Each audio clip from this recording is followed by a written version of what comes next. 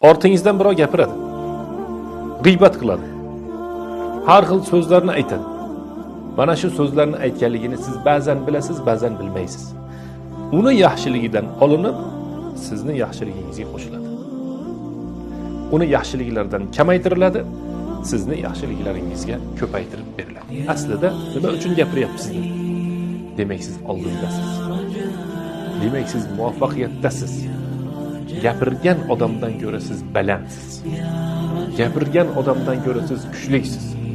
Gapirgan odamdan ko'ra siz inshaalloh taqvodan yaxshisiz.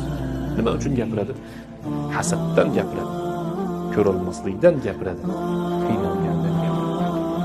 Oddiy insonlarning ortidan gap kamroq bo'ladi. Shuning uchun biz Alloh taologa hamd va sano aytishimiz kerak. Bu ortimizdan gapirayotgan insonlarga umuman e'tibor qilmasligimiz kerak.